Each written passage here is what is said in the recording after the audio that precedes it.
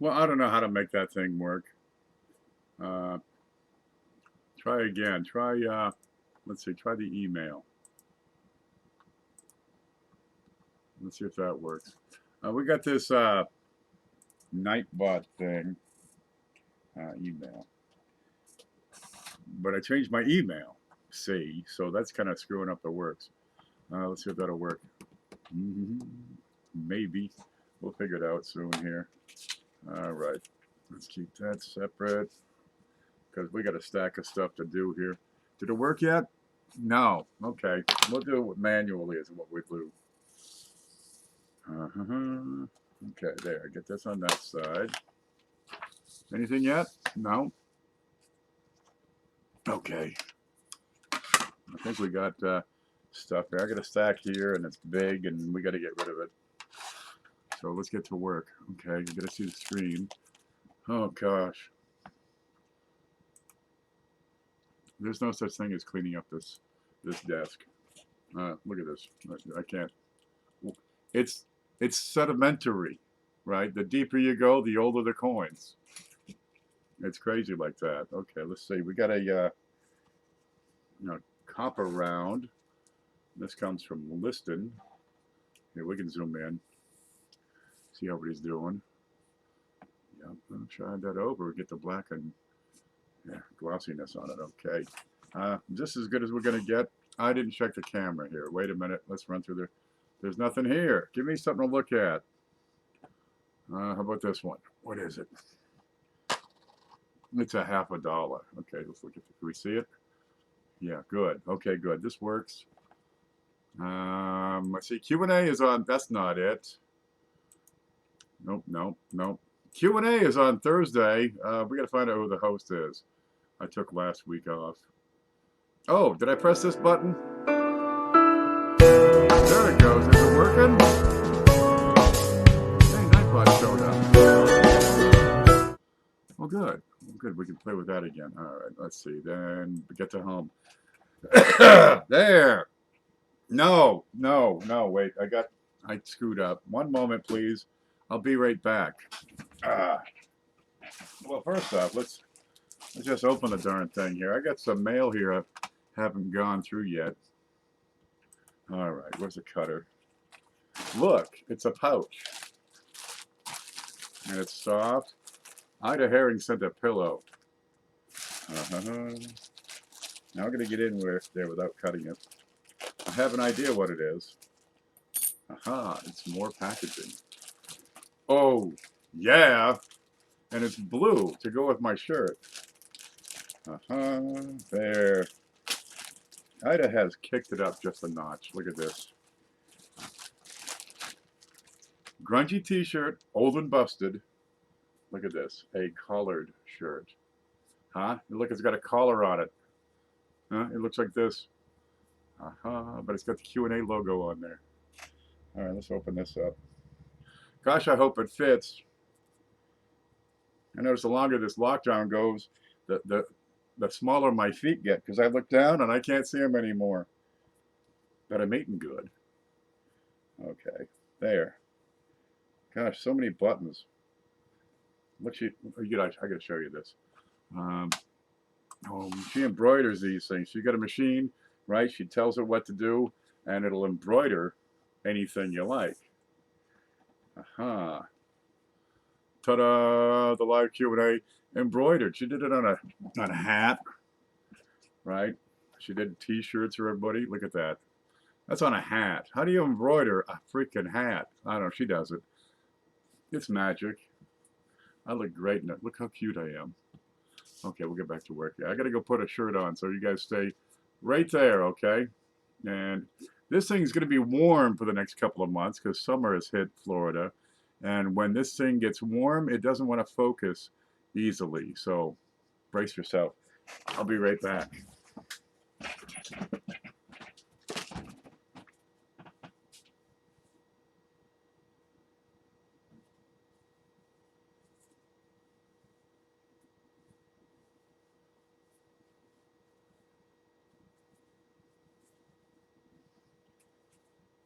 Hey, I got it right side out.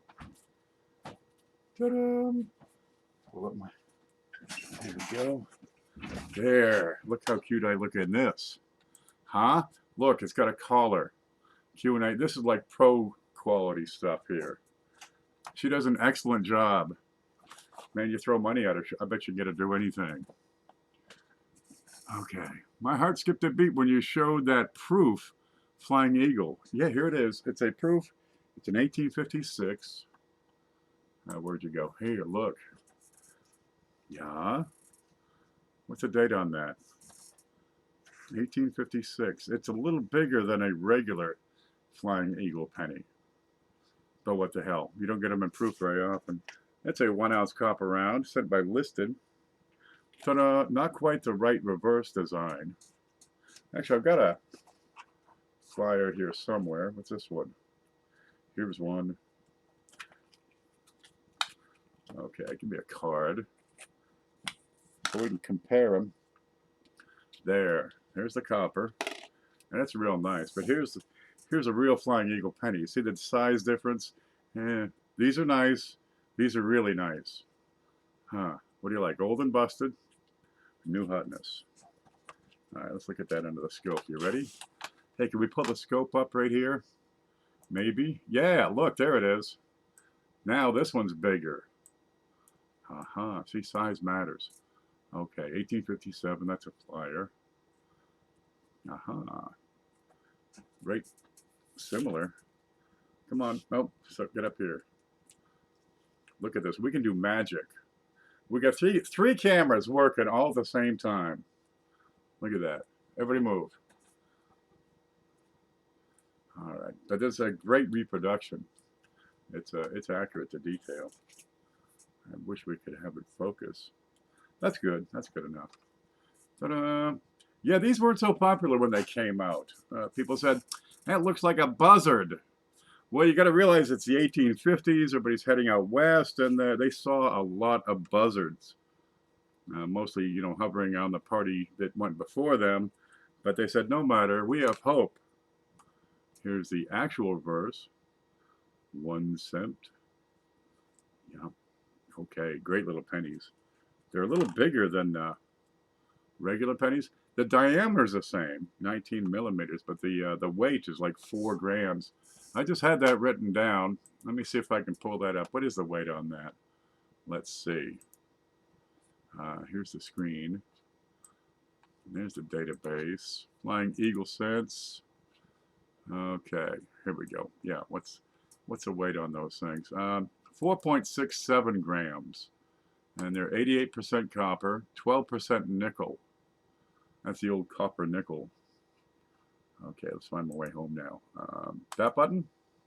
Yeah, there it is. So they're heavy, they're thicker. No matter, they're still good for a penny. Look, if somebody comes into your store and wants to spend one of these for face value, you take it. I recommend that. Let me get back to the chat so we can keep up. Yeah, that's good. You found a 1984 Roosevelt dime double dial burst. Outstanding. Send it to the Q&A. Oh, type that in, exclamation point QA. And you'll get an email address, send photos. And, you know, we'll show it off to the world and stuff. But people send pictures and they send photos. And we look at them. A whole bunch of us is me, Shay Hoffmaster, Paula Bloom, let's see, Chris Rhodes. Blue Ridge Silverhound is becoming a bit of a regular.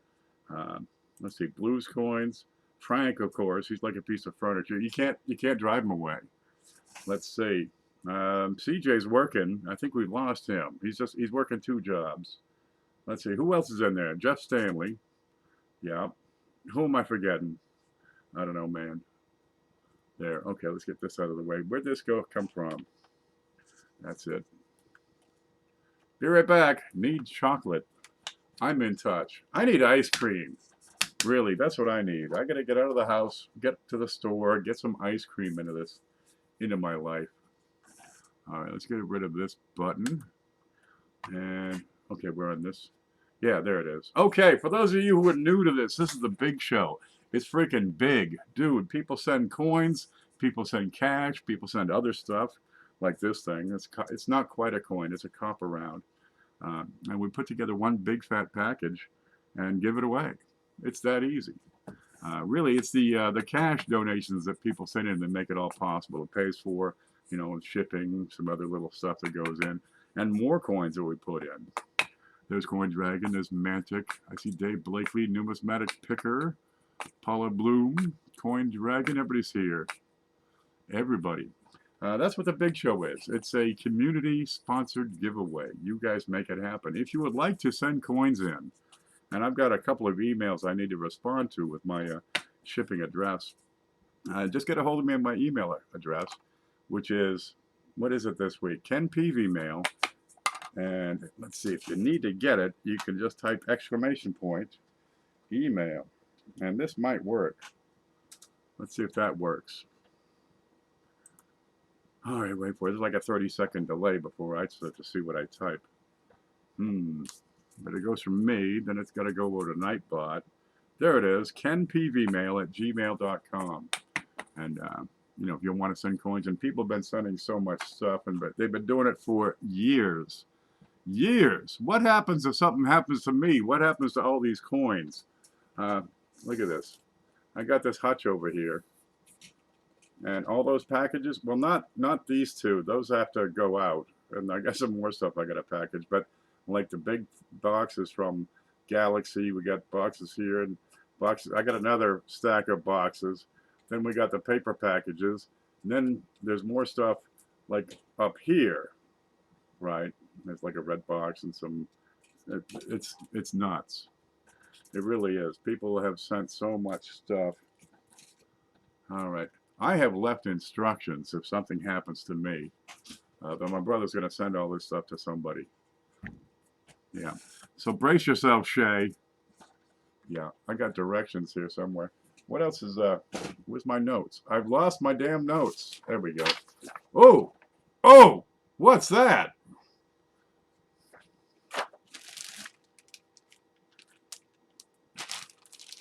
It's a good thing I threw my notes, just throw them off this. What do you got here? Get the hell out. This is in the package with the shirt from Ida. It's a key fob. How do you get in there?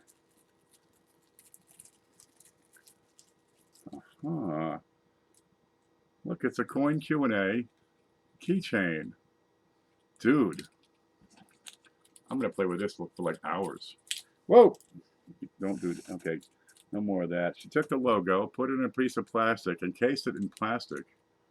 How'd she do that? Is there a slide? It must be like one of those things you just put together somehow. Yeah. Well, that's neat as hell. Look, I'm keeping that. Yeah. There's you got the coin Q&A, and it has the email address right down below.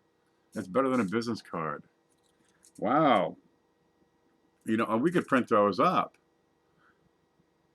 Can we print that up? Yeah, I think we could take the image, because we got the image like it's this thing right here, right? And when we take a document and print it up like 50 times, put on some heavy cardstock, and that'd be cool. Ooh, look, see, people send their channel stickers, or in this case, a big, you put your beer on it. If you put your beer on that, I'm going to be so disappointed in you. Yeah, they send channel stickers. Here's Blues coins, for example. That's in a coin. What is that, a nickel? Oh my God, where'd this come from? Okay, there you go. Yeah, they send their channel stickers and stuff. Here's the new version of Blues coins. Wow.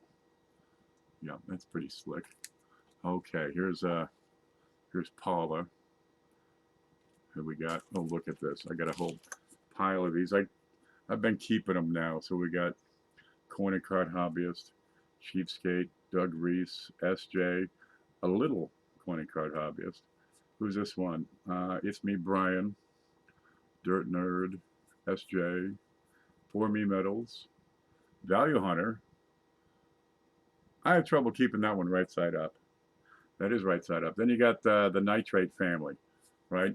You got silver nitrate, middle nitrate, little nitrate. There's a grandma nitrate, but those are quite rare. Let's see, Diggin' Canuck, NJHH, no, New Jersey History Hunters. And I've got Gain, nope, Cane Beeping. There might be a couple more up here. They're everywhere. I got so much stuff on this desk. I had to put another box over here on the side, and it goes with the one on the back because it gets to a point where it just slides off. So I had to add one on this side because too much stuff was falling into the trash. I moved the trash like 6 feet away. We had some social distancing to that. Who else is here? Farm Dog's here. I gotta respond to your email, Farm Dog. I see Linda Wallace, Jeff Dunn.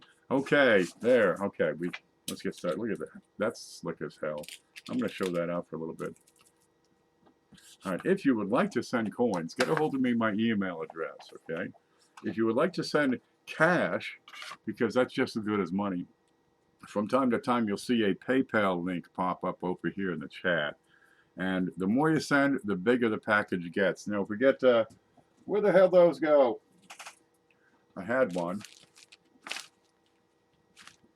I swear I had one. Oh, well, I seem to have lost it. Ooh, there it is. I've been looking for that.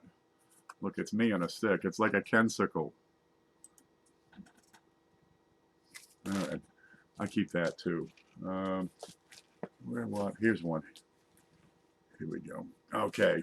If we get a donation of $50 or more from any person, any single donation, we're going to put in an extra Whitman folder just for the hell of it. Yep, no, we can't see it. No, that's not it. Where's the hug? Oh, I quit. I'm going to have to clean this thing up. There's too much going on. All right, I cut my teeth on these when I was just starting out. You got a slot for every coin, every date, every mint mark tells you how many were made. You got page after page on these things. Huh? There's another one here. You got the whole story, everything you need to know about pennies. And this one is, let's see, that's number 1, so it goes from 1909 to 1940. Then you get number 2, which is 41 through 74, and then you got one after that. But I don't really bother with the ultra moderns so much. I like to have one of everything for sure. At that point, they're really shiny. There, but these are wonderful ways to get started collecting. And a lot of people have been sending BU rolls of pennies that are not. Put them away. Let's see. What's this? There you go. They've been sending rolls where every coin in there is brand spanking new. So we've been adding lots of those. And we're going to continue that. Watch this. There were some here a minute ago. What happened to them? Look at this. I'm burying stuff. Stop it. Stop. Get out the way. Okay. There. Keep that safe. I had a few at the ready. Somewhere in this stack. Here we go. Doug Reese sent a package and it weighed a ton. The reason it weighed a ton is because I had a whole bunch of his channel stickers. Let's get that into the package. And also he had sent several rolls of brilliant uncirculated pennies, several of them. So let's have a look at those. I had to use cardboard because I ran out of the black things. They're all right in front of them. Look at this. They're all under the monitor. Every one of these is a tray of coins that is probably, priceless or something. I got to get to it. Okay, so let's scrape these up. I'll tell you what. Okay, then I can slide these over. And then we see what the hell the date is on these. There. And this has to move. Okay, I'm swamped. I'm just going to take everything on the desk, put it in a box, and sell it off. Who's in? Let's start the bidding on that. Okay, let's see. Scope. There. What do we got here? So we got a whole bunch. There's a 73D. Let's see. Pick this one up. A 98. That's not a fingerprint. That's just a metal. Brilliant. You got, let's see. 79. I'll show you that under the big camera in a moment here. The 73D again. Let's see, what's this one? A 74D. Looks to be a, that a small date on the 74D? It looks to be a small date. Let's see, what's this one? Ooh, a shiny 59D. There's a more recent 95. And it looked like that roll was brand new, never opened before, so we're going to give that a good hard look here. All right, that looks normal. And there's a 74. Okay, also a small date to go with your 74. Would the other one go? D. Yeah, so we're getting a good start there. Okay, where's that 79? That one. This one right there is a 79, and the whole roll he's got is looking great. They're so hard to get, you know, the late 70s and early 80s with full luster and clear. They get toned. After 82, they start picking up all kinds of blisters. Zinc rot, forget it. That's a pretty good set for you. Let's set these down right here. Those are all from Doug Reese. Every darn one of them. So, if you happen to have one of these, where'd the other one go? There we go, there's one. The whole idea is to turn this, right?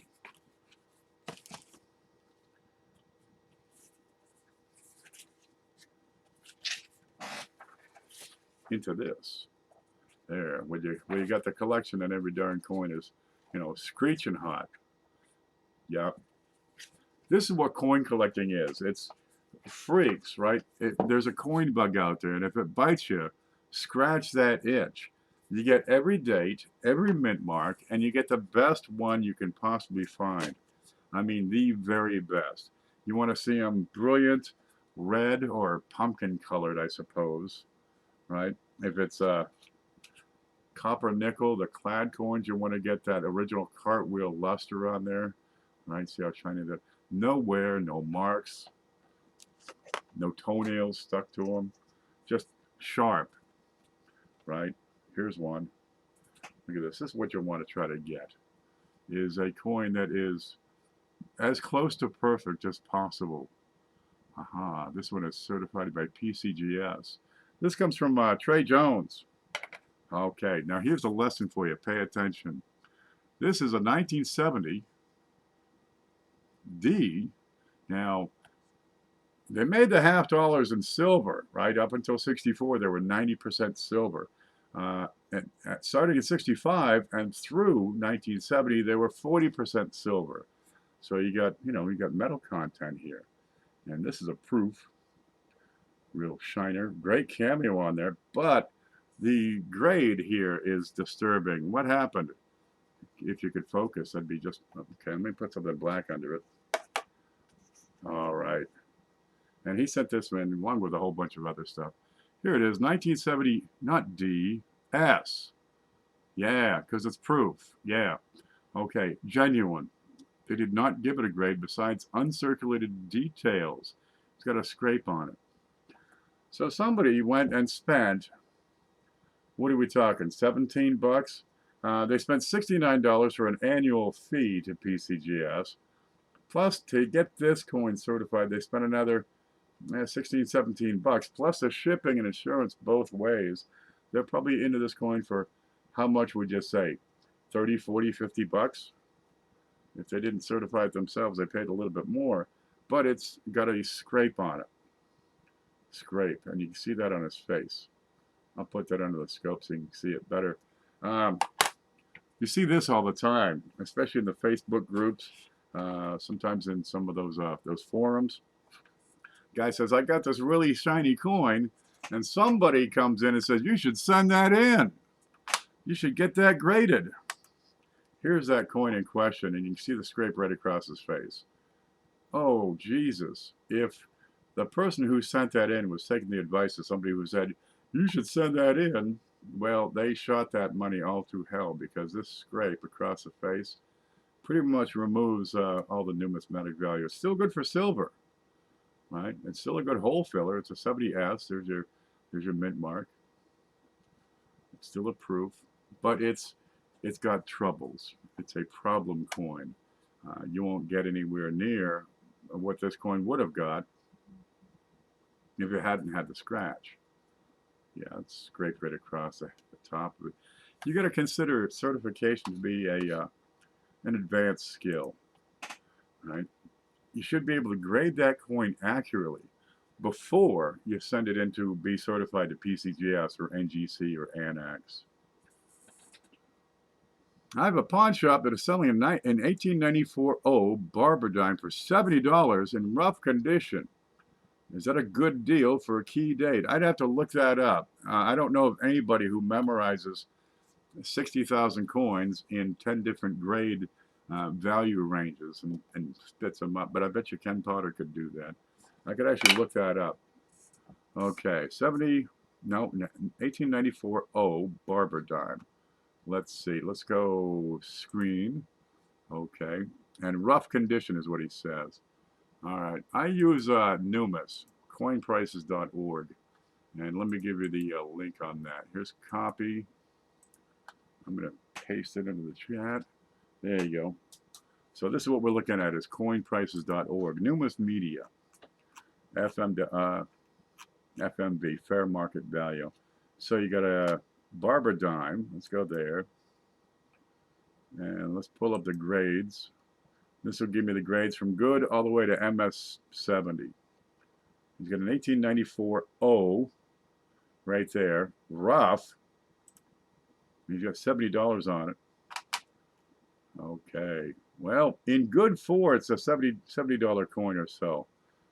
Price is holding steady. No change over the year. Better mid-grade grades they're down a little bit. Higher grades, they're up and down. You're seeing some mixes, and chances are this is because they're a bit rare. The 1894 O. Where's the coin collector checklist? Let me pull that up real quick. Right there. How many 1894 O barbers are out there? Let's see. I use this thing all the time. Where's a barber? No, that's barber halves, barber quarters, barber dimes. There we go. So 1894 O, you probably have 1,500 surviving specimens. That's kind of low. You might have 1 million surviving barber dimes. Okay, so is it a good price? Maybe. Hard to say without actually seeing the darn thing. Rough shape implies maybe there's some damage to it. You got to realize the values that are shown in these price guides. First off, it's just a guide. There is some fluctuation in the prices, so you want to get one that updates regularly or frequently. And every price guide has its own algorithm, their own method of calculating the value they have listed for a particular grade. And then you got to realize those are for coins that are problem-free. A coin such as this guy with a scrape would not meet, the uncirculated grade values. It's for problem-free coins, right? Perhaps they should be brilliant or uncirculated. It should at least be undamaged, unfettered, not have distracting marks that are more significant. Although the lower the grade, the more forgiving the grading is for contact marks.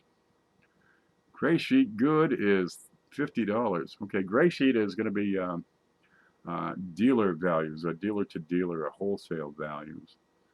Retail, if the dealer's selling that $70, sounds like it's in the ballpark. But really, you'd have to see the coin to make a determination. Is it, a straight grade? That's going to be the first determinant. It really depends on what the person wants to pay for it, to some degree. But a lot of these things do have a value range. It doesn't make sense to see a coin and say, I'll pay $50 for that because I want it real bad. Are they shilling? Are they acting sensically? There's lots more to it.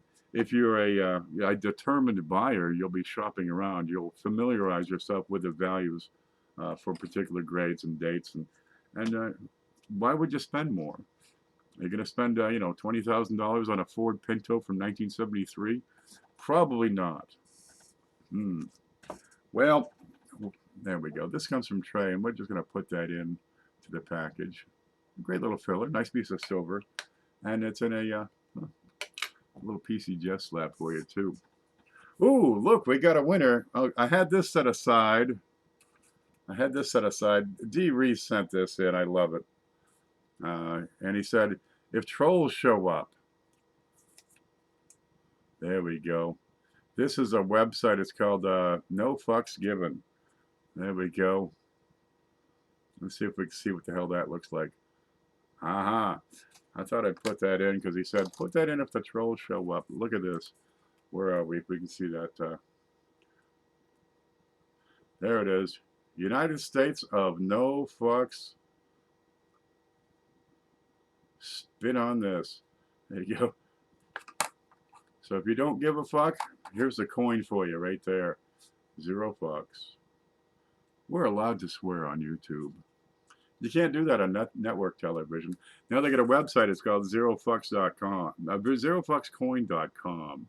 Kind of a novelty site. This company puts out these just little funny things. There, 0 fucks.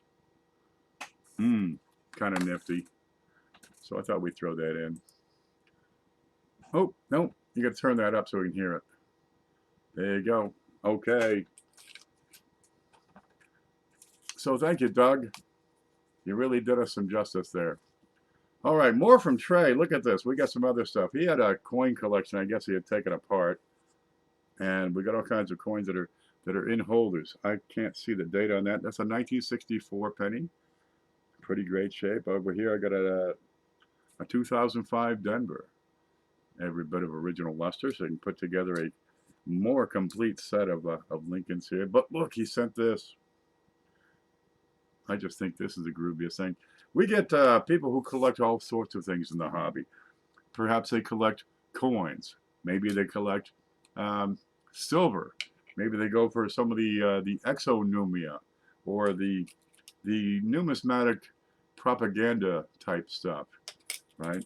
Or that fun one we just saw, you know, tokens and stuff. Okay, they got these things called the elongated coins. And this one, if we can get the light right, you can drop these coins into machines. Let's see if we can get the light to show that just right. It's a buffalo nickel. Let's put it under here. There, it's a buffalo nickel that's been elongated. Now, Trey went to the Atlanta Coin Show a few months back, and they had a machine, and you drop in the coins, and it'll squish them out and put a design on the back to see if we can.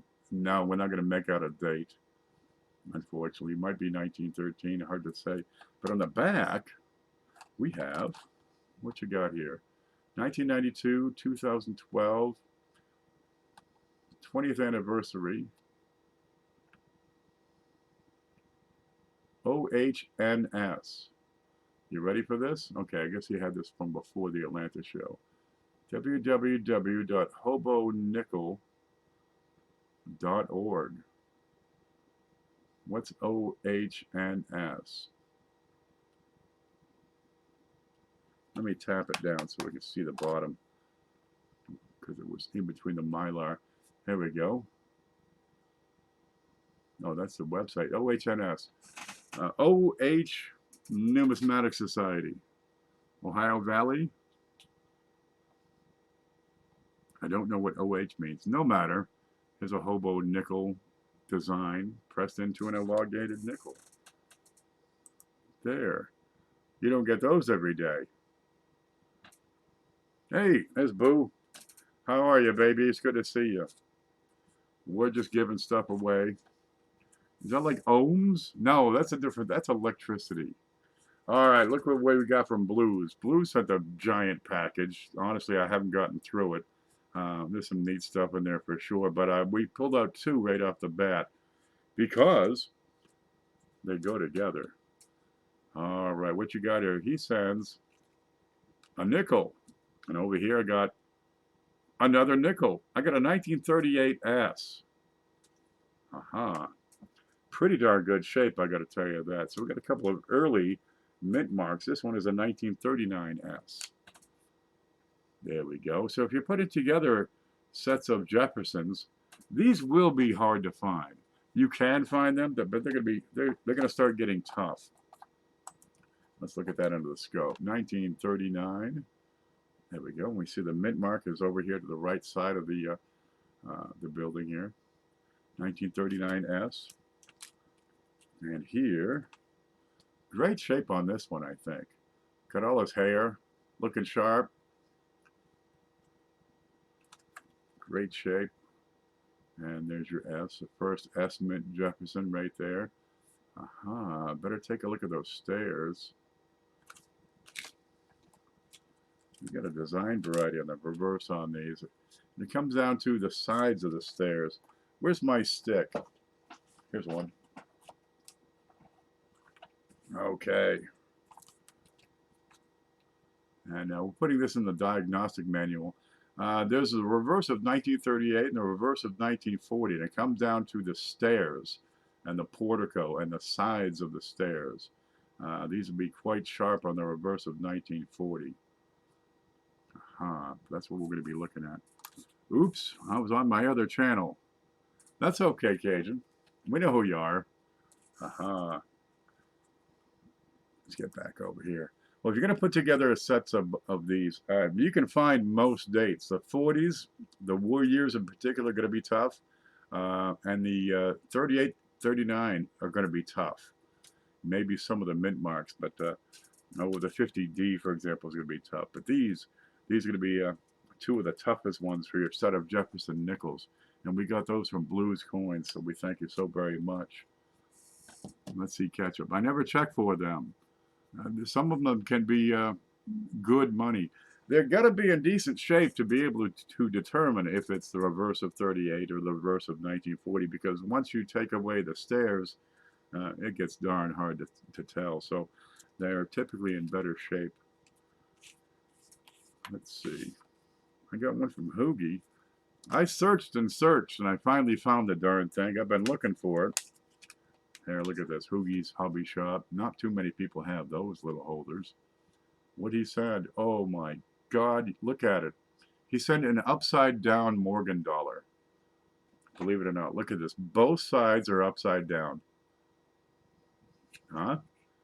Now, if it was correct, it'd be an 1879S. But getting them with both sides are rotated 180 degrees, that is a challenge. You rarely will ever find these. Let's see. Here's the, there it is. Okay, there's the S. And 1879.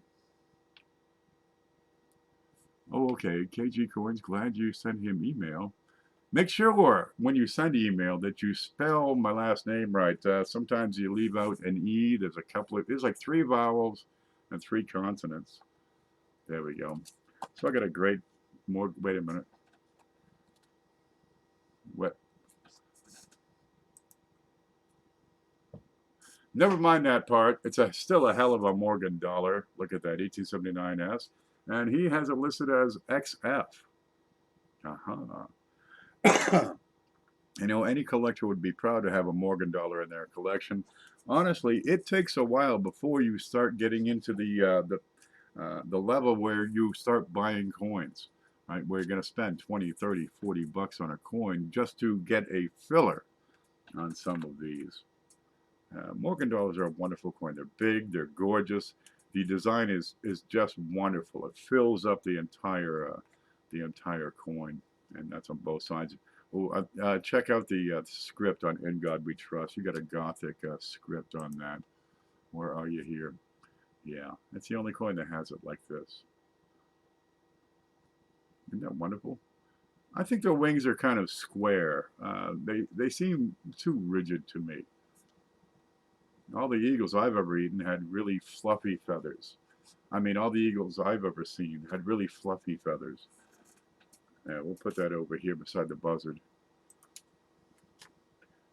Yeah, I mean, if you're gonna make coins, you're gonna have a gorgeous eagle or a buzzard. Huh? Hard to say.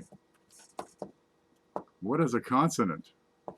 That's the letters A, E, I, O, and U, and sometimes Y.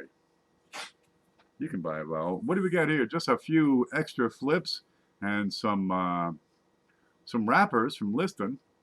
You know, if you don't have the money to invest in, tubes and holders and stuff, you can make your own quite easily. Sometimes you can even get them from the bank. But if you have a lot of, I'll say, low-grade damaged silver, it's good for bullion value. There's nothing wrong with just storing them up in coin wrappers. Let's set that right in here. That's from Liston because he sent a giant package. I've got a, let's see, this is from the Looksy app over here. Is that time for that one too? I've got a note for that, and then we'll pull it out. Ooh, here we go. We got something from Paula. What's the date on that? Well, it's 1964. Oh, well, good. And it's apparently a P. Okay, I got a 90% half dollar here. Let's have a look around. Little wart on his nose. Don't mind that at all. Now, Paula just cherry picked a monstrous double die 1974. Was that a D? Out of a mint set. She just got that in. She's been showing that up for days. She's pretty proud of it. You get into the hobby, and it takes a while to learn, but once you do, you can start really snagging up some great stuff and picking it up for a fantastic price. I got a 1964, very little wear. I'd give it every bit of AU, has the original luster. That's from Paula. Ooh, but you need to learn, right? You got to get the information into your head. There's all kinds of books out there. You see them behind my head all the time.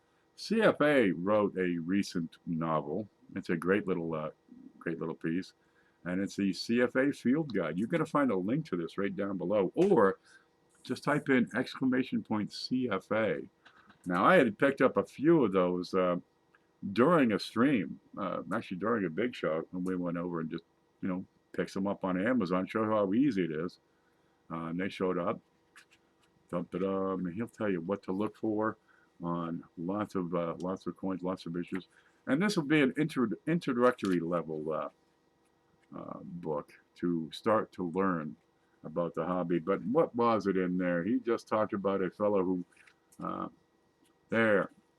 he talks about fancy serial numbers. And one fellow used this book and got a $5 bill with a fancy serial number and sold the darn things for, what, 60 bucks?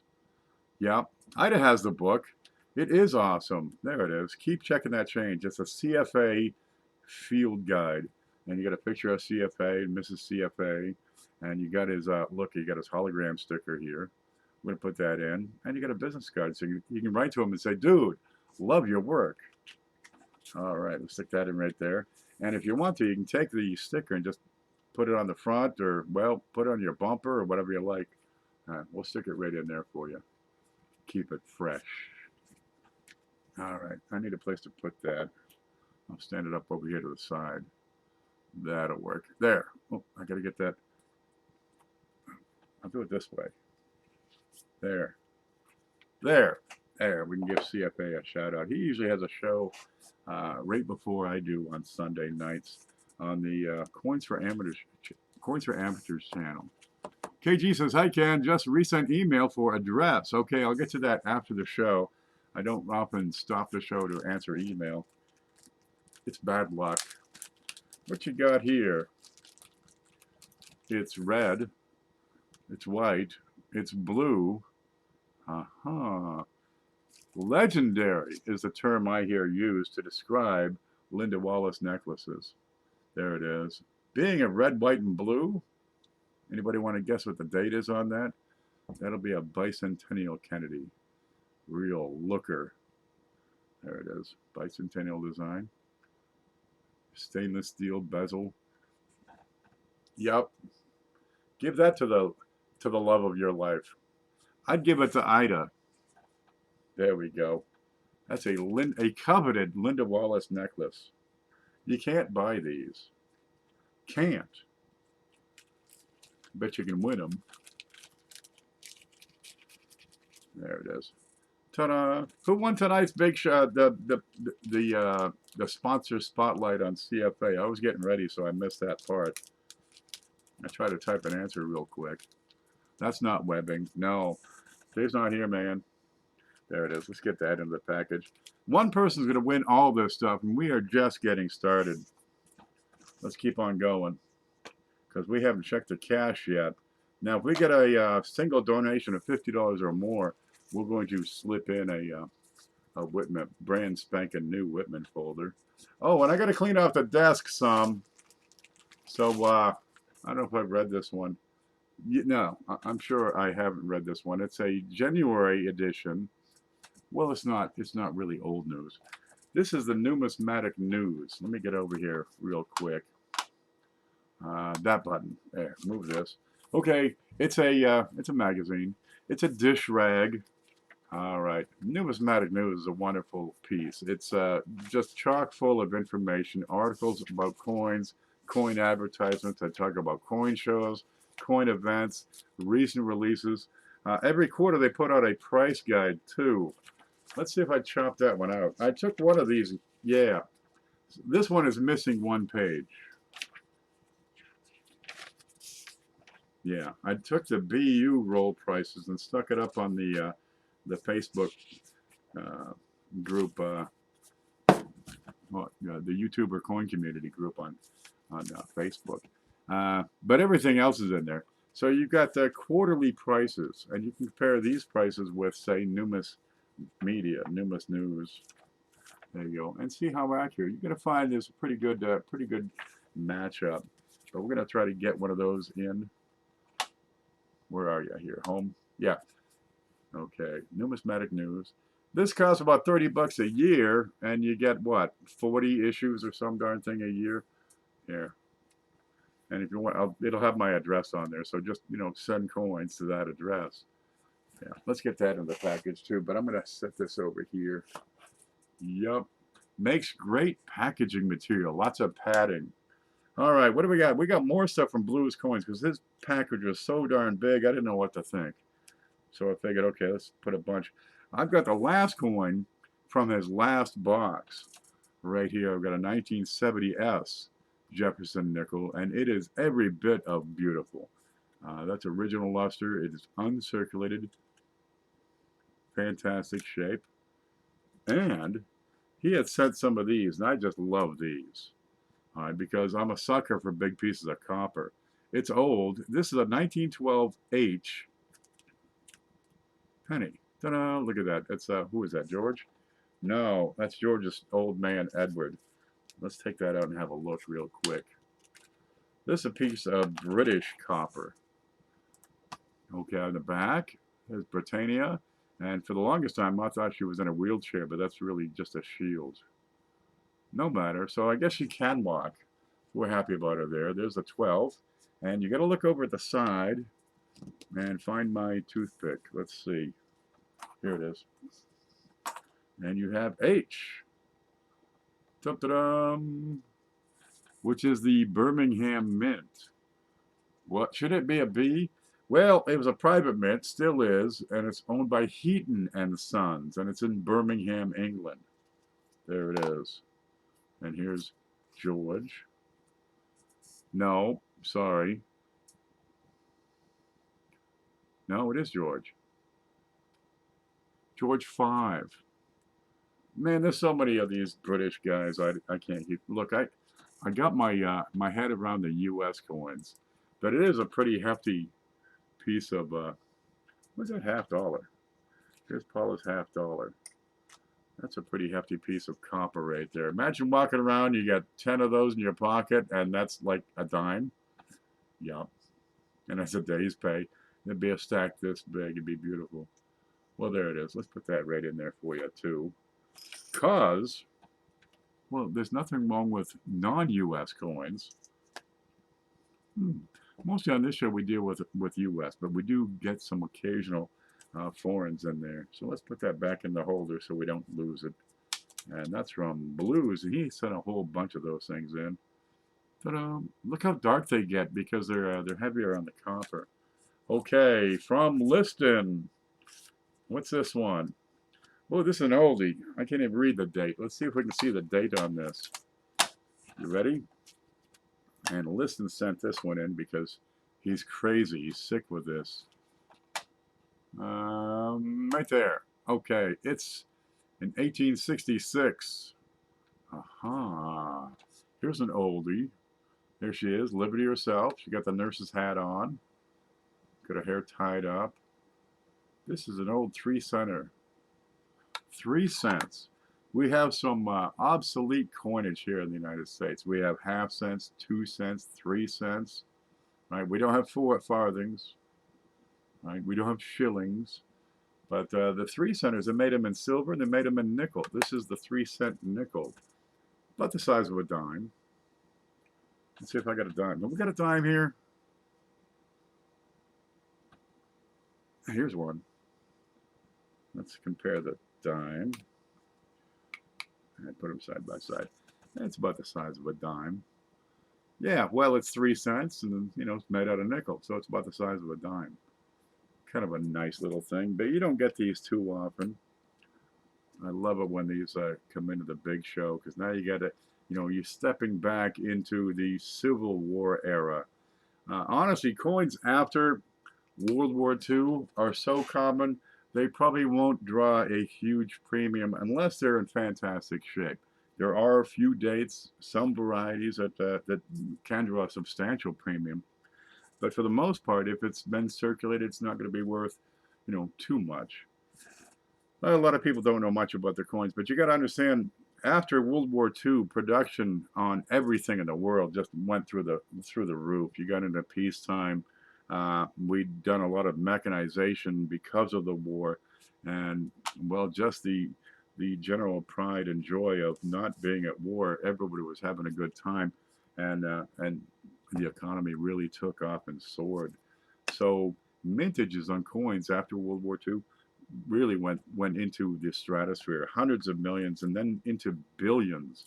We're seeing tens of billions on some of these coins. 1982, there's so darn many of those. Everybody in the world can have one. Everybody, and still have, you know, enough left over for the next 2 generations. And that's just the one date. It's a lot of pennies that are out there, let me tell you. World War I would be the next, you know, mark.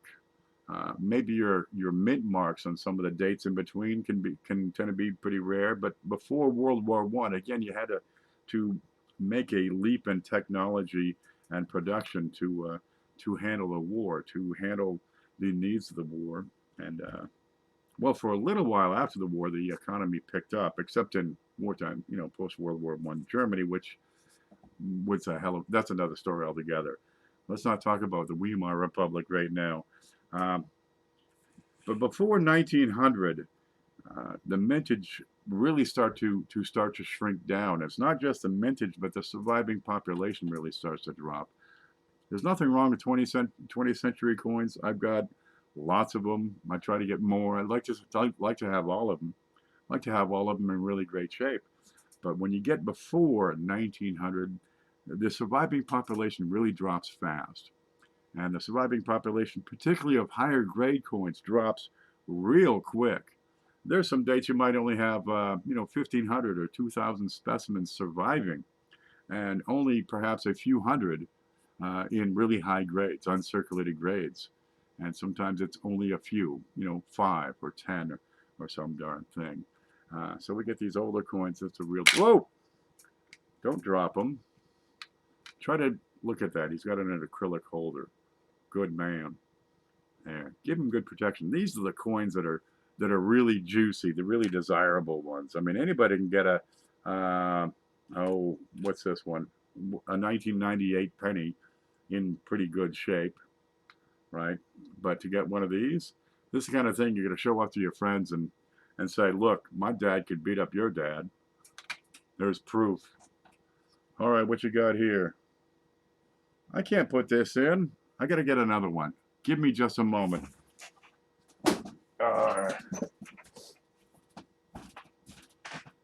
It's the same date of something I already have in there. Okay, we got a plan.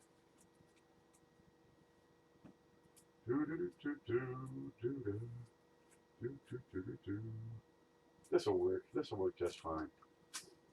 There.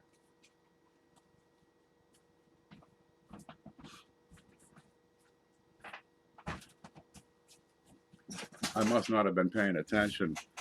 I got one for Manta coins, but, well, he sent a whole bunch of $half, and then he said what I grabbed was a 1964 $half. Well, I already have a 1964 $half. I can't put in two 1964 $half. So let's add a 1961D quarter, brand spanking new. This is the way a quarter should look. Let's see if we can get that to show up. This is from Manta Coins. Now, I would have had a nap earlier today, so I wouldn't be as grumpy during the show, but I was talking with him for, what, 3 hours today? Yeah, the database is going to be beautiful when it's ready. Really, we got to have two aspects. We need the information, and we need the presentation. And what he's doing with the code work behind the scenes is really going to make that a spectacular thing. And we're getting closer and closer. But it's a big project, so please bear with us. There it is. Brilliant uncirculated 1961 Denver. Now the quarters, I'm sticking to stuff. There you go. A lot of your coins before 1965 will have the mint mark on the reverse. There it is. Nowadays it's over here in the front, right beside his head. And right there below the wreath is where you have them in the older dates. And they moved it to beside this little ponytail, the Q there. Ta-da! 1961. Everybody, don't mind that this is little scuff on the plastic. There. Nope. There it is. We'll keep on going. They are beautiful, Ida says. Here's a neat one from Ida. Oh, we still got 1, 2, 3, 4, 5 more cards.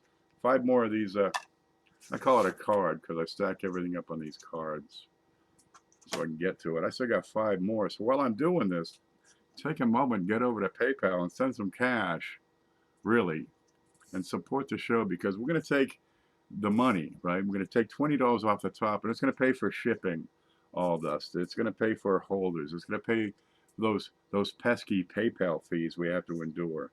I might make $1 or $2. I'll be okay. But the more cash that comes in from more people, the bigger the package gets, the more value we're able to add. And we add retail value equal to cash. Look what Ida did. She sat there all day with a chisel, right? And took some pennies and cut a cross out of it. But she kept the part that was punched out. But is there a date on that? I'm gonna have to flip that over. It's a 99D. Well, she sent a whole bag of the darn things, and I took her bag and put it in another bag, right? Just in case I knocked it over. And sure enough, it wasn't 5 minutes afterwards. I knocked it. There's stuff all over the floor still. Okay, what you got here is an altered coin. It's technically a damaged coin. You can't spend this. You can sell it. You can give it away. You can trade it. But it's you know, this is what we're talking about. It's not going to get the same value as a coin with no damage. But now you start getting into novelty value. Huh. Kind of neat. But you get a little piece that came out of it too. So, well, let's just put that in. There's so much stuff out there you gotta learn and find out about. Good Lord, what's this one? She sent a buffalo nickel. Okay, we got the elongated one here. Wonder where that went. It's gone. There, you got the elongated buffalo nickel. Well, here's one that's regular size. Okay, I'm stuck. I got too much stuff on my desk and I can't move the mouse to click so we can see what's got to give. Okay, the notes go. Okay, I'm going to put the notes over here on the right side. Somebody write that down so I can, you know, when I say, where the hell are my notes? You can tell me, okay? Here it is. What do we got here? 1936 Buffalo. All right. If you pay particular attention to the ribbon, right, you'll be able to come up with a range of dates even when you can't see the date itself. Aha. That's a great indicator. But you really need to see this part down here, right below. Even if you can't see the whole thing, ideally you can see this part. It's going to be the best tell, and that'll give you a range if you can't see the date. Then Liberty has different sharpness in some of the designs. Dum -da -dum. And of course you want to look for feathers. Make sure he's got all three feathers. There's one, there's two, there's three. Let's flip it over. On the reverse, in the whole series, you got two designs. One is 1913, where this is one big mound, right?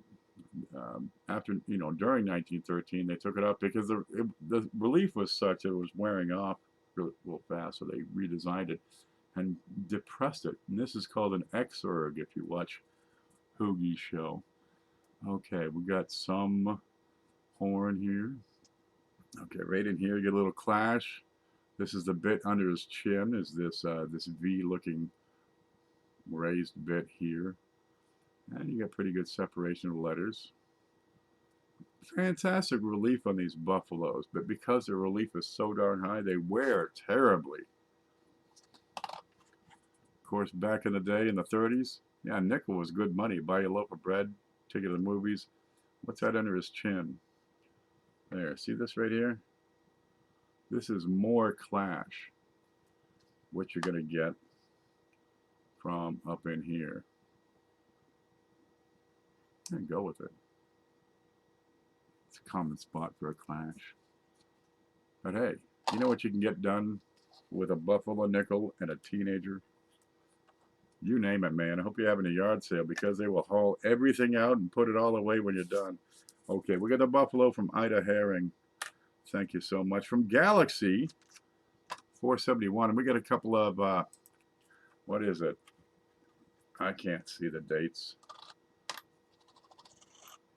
A couple of shiners. On the left, we have 1969 something. On the right is a 1972 something going into uncirculated. Let's have a look real quick. Nope, there. It's a 69S. And over here I got a 72D. Every bit of bright screaming red. There. People are sending more and more of these BU rolls. And geez, we got 50 of them, so we just put in one each week. And we're putting together a larger and larger collection of just memorial pennies. It's really working great. I got to get you a list, or just keep notes as we go. What you got here from Galaxy? I've got a proof coin, 1 cent, and it's from the British Virgin Islands. Yep. Of course, after I went, now they just call it the British Islands. You get a couple of birds here, probably lovebirds. And here you got Lizzie. Isn't she pretty? There you go. Da-da-dum. There, a British Virgin Island proof. And more old copper. Is that one of the 20s? No, what's this one? 5 centavos. Mexico, 1950. I'm going to guess that's a 4. Yeah, you got the old lady on there. I swear this looks more like the lady who makes the Italian pasta. Really. Does she look like she's Mexican, or does she look like she has been making ravioli for 80 years? Look, she got a hair in her bun. 5 centavos on the back. You got the bird eating a snake. Maybe they're just friends. Maybe that's it, and standing on a cactus. That might be it. Maybe he just saved the snake from falling into a pit or something. I don't know the story behind the snake on that. Okay, we got 2 coins taken from mint sets, and I can't read the dates. I just can't do it anymore, man. What do you got here? 1976. No. Which way's up? 2016 Denver, and the other one's blue, so it's a Philly, and a 2014. They take apart the mint set so they get the $50 or the dollar and maybe the quarters that they want to collect. And well, the nickels and dimes are oftentimes left over and they're kind of slow. However, they're still entirely collectible. And you know how hard it is to get good quality Roosevelt dimes? Go ahead and try to get a complete set of those. Just the clads, 1965 onward. Seriously. Roosevelts are terrifically under-collected, underappreciated. They're like the red-headed stepchild of the coin world. Yep.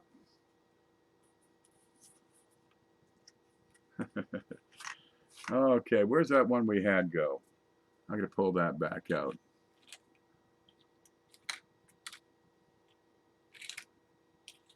It's gone. There we go.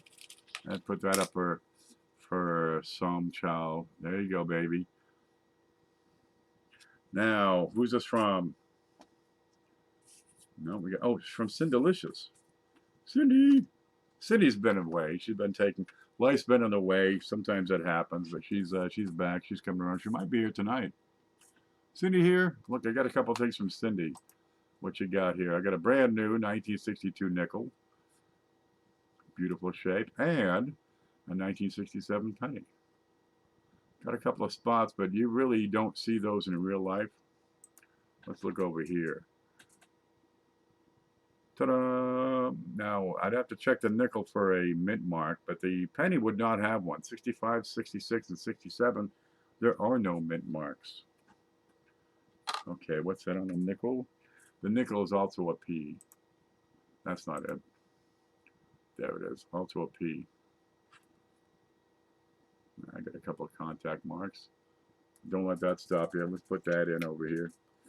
All right, we got the CFA Field guide. Yep, that was in my notes. What's this one? Is this the note I'm looking for? Because no, it's not the note I'm looking for. But look, it's $100. Huh? He sent like 8 of these, but it's really funny because they all have the exact same mint mark, number, serial number, and they're all, you know, fake. No matter. They're wicked slick. I'm going to stick this in the book, so when you get the book, open it gently because there may be some notes in there. There's a $100 bill reproduction. You can tell it doesn't have the security marks. It's not a real $100 bill. But you know, when you try to impress that chick, you keep that in your wallet, and she'll think you're like a sugar daddy. There, let's set that right there for you. Okay, those are falling. Yeah, let's put them up here. That's not going to work. Let's put them over here. There. So, even if you're not a sugar daddy, you can pretend you are. From Listen, we also have a 1945 penny red brown. But geez, if you want to put together a decent set of wheats, you're going to need some red browns. You need some reds. You need every brown you can get. Oh, Listen has 2 boxes because he sent so much stuff. I don't know what to do with it. Neither does he, so I sent it to the big show. All right. Included in what I sent was an entire roll, and that's a Philly, an entire roll of 2009 P Duke Ellington, the DC, District of Columbia quarters.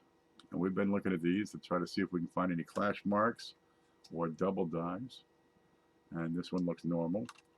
But we've got a couple more BU pennies for you. We got 1986 D, a 1981, and what's this one hiding over here? 1970. There. So we're getting a better and better and more complete set of these pennies. Look at them all. Ta-da! You can't get those out of pocket change easily. Cheapskate. You in here? Cheapskate has a show on Monday nights. Little auction going most Monday nights. We can't see this. Okay, and this is also from the mint sets, the 1986 Denver. There it is. So brilliant uncirculated Kennedy. Let's get that in there. And he sent an entire roll of Canadian pennies. Brand spanking new. So we got the brilliant uncirculated memorials. And we've been putting one of these in for weeks now. Weeks and months. And that's a 1963 Canadian penny. Real sharp. All right, I've got to go and run into the kitchen real quick and take care of the beans that are on the stove. So I'm going to let you stare at these for just a moment, and I'm going to go check that.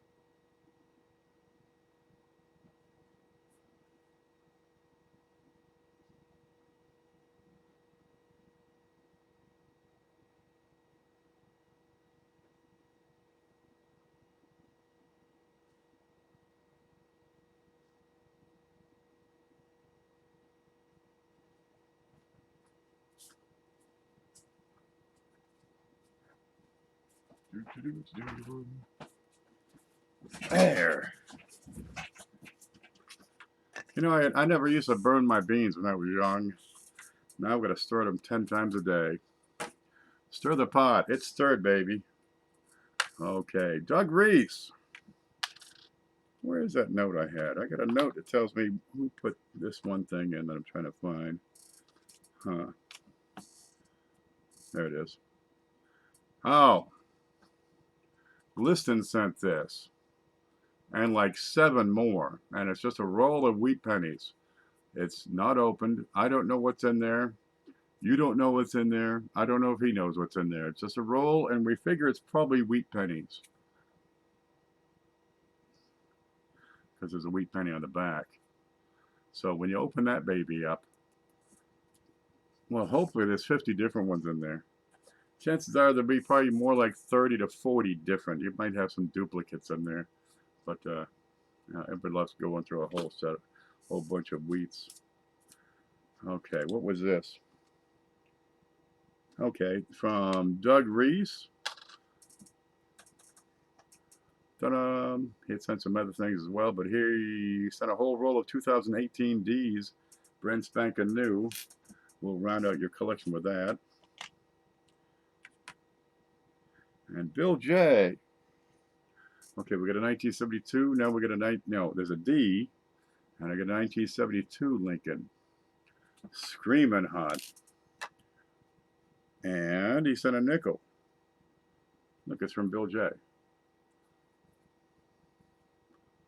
Dumped it up from Bill J. What do you got there, Bill? I got a V nickel in fantastic condition here. Dumped it up. Let's look at the date. Up to 1907, and absolutely beautiful shape.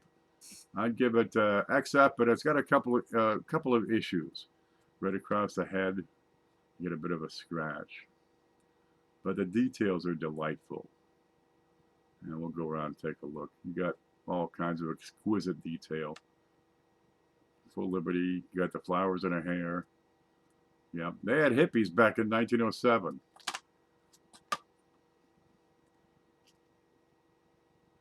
Corn. Now that first corn on the cob, the one on the left, you never get detail on that one. It's always plain. The one on the right, you'll get some kernels. But you don't get kernels on the left. There it is, V. Let's get that in there. Oh, wait. I'm going to flatten those staples first. Where the hell's my pliers? They were here. There. Cardboard, right? They staple it together. Well, those staples tend to stand up if people don't flatten them out. And this is a pet peeve of mine. So you take a pair of pliers and be gentle here because you don't want to, put it across the coin. So you go parallel to the coin and just give those staples a little squeeze.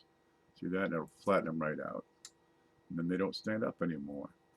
But the back of this coin is going to be contacting the front of the coin behind it if you store them in a box. And those can do some damage if they're sticking up. So I like to flatten those staples out. I'm kind of funny with that. It's my thing. You're starting to fade, Ida? Well, hurry up. I got 2 cards left, and there's plenty of stuff on them, so we'll hurry. Okay, from Bill J. 80% silver. I got a Canadian dime from 1962. Little sailboat on there, and you get the young head on Lizzie. Okay. Canada, you got to flip them left to right. See that? Boat's upright. You got to flip it left to right. Aha, that's medal alignment. Coin alignment is what the U.S. has. We have to flip it end over end. There we go. From Amanda. You know her as Coin and Card Hobbyist. Got that grumpy fish. Coin and Card Hobbyist. I've got, what do you got here? 1941D wood grain. Huh. And that is a hardcore wood grain, let me tell you. That's a peach. Frank would say, yeah, that's delicious. Check out the streakiness on the back. That's not smudged. That's a result of the metal being not quite well mixed. And they call it a woody because it kind of looks like your oak table. That's a 1941D, all right. That's a beautiful, beautiful woody. The high contrast really gets the eye attention. And people say, ooh, real quick. I can tell folks, snatch up, you see those woodies, you can get them for a song, and they draw a crowd. Oh boy, yeah, that's a piece. Look at this, look at all the stuff we still got coming. And Ida's falling asleep. We haven't even counted the cash yet. God knows how much money's coming in. Look at the start. Where the hell are my notes? I had them. I wrote it down. Found them. They were over here. From last week, when I decided, fuck it, I'm just going to go to take a nap, we had $10 come in from Jeff Stanley and 20 from Lauren O'Brien. Try that out. So there's 30 bucks. Then last show we had 2 weeks ago, the donations came in and I wasn't ready, so we got $20 held over from the last show. And earlier today, Eddie James has sent 10. So far, we've got 10, 20, 30, 40, 50. We got $60 coming already, and God only knows what else has come in. Here's a couple of dimes that came in from Silver Nitrate. So I got a 56 and a 59. He had picked these up on an auction at on Manta Coins, and that's a Denver on the 56 and a Philly on the 59. A little dirty. We call it toning, I suppose. There we go. So now you got 4 dimes in there, 3-cent nickel, some half dollars, a Morgan dollar, copper rounds, some woodies, elongated cents, that old penny from Great Britain. What's this from Jeff Stanley? Oh, it's a brand spanking new bat. Look at that. We got the COVID-19 quarter right there. Now don't let it touch you, and stay at least 6 feet away from this thing at all times. And when you look at it, wear a mask. And you get Jeff Stanley's little image over there. He got that out of a change machine from the U.S. Mint. Is that right? Yeah, from a U.S. Mint change machine. up at the Atlanta Coin Show. Okay, then we got, also from Jeff Stanley, a 1964 proof nickel. Check out the way he does these. He prints off a his little logo on one side, and then he takes the time to fill out a little form for every single coin. Good Lord. 64 proof. That's as shiny as they come. There, because you should have a proof so you know what the hell to look for. All right, from Paula, we have, stop moving. We got Sam the Eagle on a copper round. Yep, and Sam the Eagle's big brother. Look at that, and that's 1 ounce of fine copper. Beautiful, beautiful piece. And on the other side is the Let Freedom ring. There you go. Whoa, it's in my hand. Stop it. You get the U.S. flag from the United States. No. From the Golden State Mint. There you go. Great detail on that. There's nothing wrong with copper rounds. Yeah, they're good for a couple, $3 a piece. Sometimes you see them listed for, $6, $7. If you're paying more than 3, it might be a little bit heavy. Okay, and that's from Paula herself. There she is, in a little mermaid hand, holding up a penny. There we go. From SJ, what do you got from SJ? We have a ha tram. No, it's a hey tram. Hey tram dong. Look, we can't talk like that. This is a family channel. I think that's his name. And there's 200 of them. 200 dongs from Hey Tram. Hey Tram, how are you? Oh, it's Vietnam. And apparently tractors are all the rage over there. Is that a farm all? Kind of looks like a farm all. No matter. There, 200 dongs. What was that movie with Long Duck Dong in there? Okay, I'm going to put that baby in the book so we don't get it screwed up. Let's choose a page. No, that one's got the $100 bill. We'll go a couple of pages. There, so it'll be like the Princess and the Pea. And if you put that under your mattress and you can feel the dong, you might want to change mattresses. There, we did it. Ida, we're close. Get ready. Where's my notes? Over here. I'm going to get over to PayPal real quick. And let's see if we can add to the $60 we already have. Okay, so I'm going to leave you guys alone for a bit. And I won't be able to see the screen. Who couldn't use 200 dongs? Seriously, man. Dongs are underrated. Especially in this time of social distancing. Okay, I gotta log in again. This could be a few minutes. Time for coffee.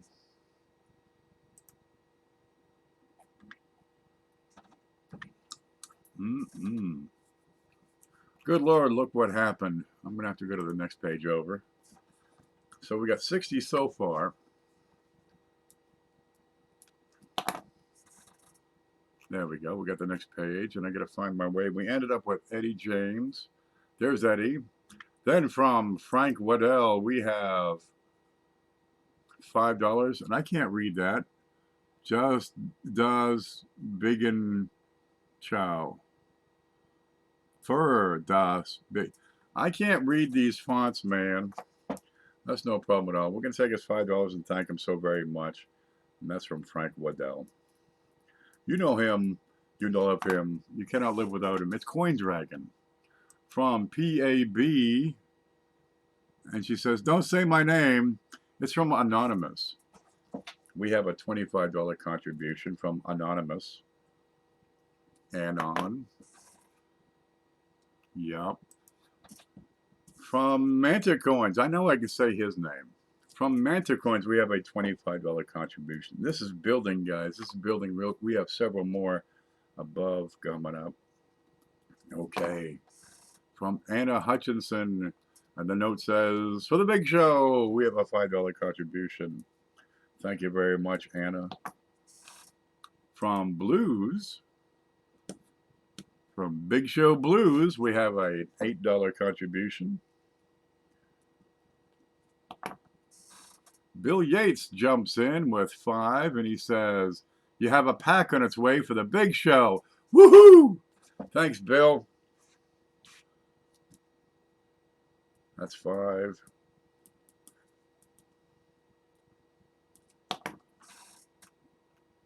From Dave. Dave's not here, man. It's $10. No, it's $10 and a little bit of change. I'm just going to round it to 10.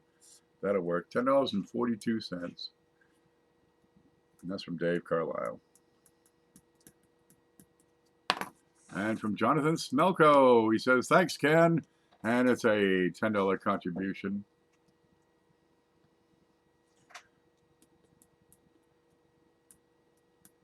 Okay, let me hit the refresh button and see if that does anything. What's this piece down here? I don't know. It's on the desk. Let's look at this real quick while that reloads. What is it? Oh, it's that dime we held up to see if it's compare the size on that 3 center. It's a 1947D. It's kind of grungy.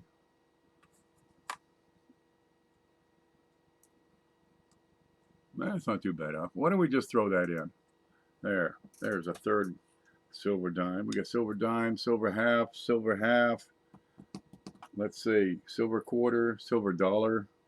Put that back up on top real quick. Where'd that go? Let's put that up over here. Ta-da. We got silver, we got copper, we got clad, we got plastic, we got paper. A little bit of everything. Okay. John Smelko, Dave Carlisle, yep. Bill 457, we know him as. He's usually on Saturday afternoons around noon.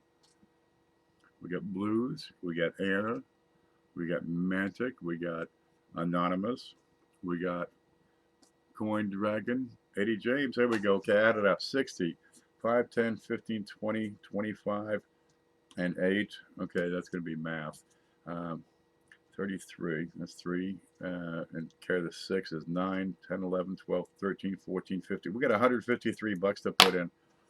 Oh, I got to take off 20. All right, it's 133. Okay, guys, let's vote. What do we put in? You like big or do you like neat? Okay, let's see, because I got 2 coins I could put in, but only one can make it for the amount. I've lost the chat. Are we still live? Okay, do we want... Maybe I should just keep this. Okay, I think we can make this happen. What if we put this in? A 1925 Lexington and Concord commemorative $50, certified by NGC, if we can get that to show up, as MS63. Paula's thinking, I need that. I need that. She's cleaned up my best $50 commemoratives so far. Well, we got another one. Look at the shine on that. I wish the camera could pick up the toning. Will Hornbuckle says big. Okay, we could put this in. Okay, so let's vote. That's A. Or we could put that in. A or B for big. And this is a 5-ounce silver bullion. Right? It actually has a face value of $0.25. This is that 5-ounce bullion coin. And you got the 2020 bat on there. So what do we want to put in? If we put in the small one, we can put in a few more items. If we put in the big one, there's one more I want to put in. And that'll be appropriate. So A or B.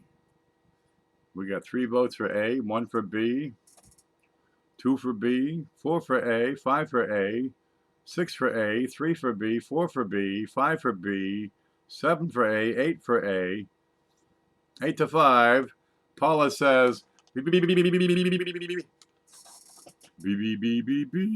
silver boys. Booyah! That's 5 ounces of silver right there. This thing weighs like a ton.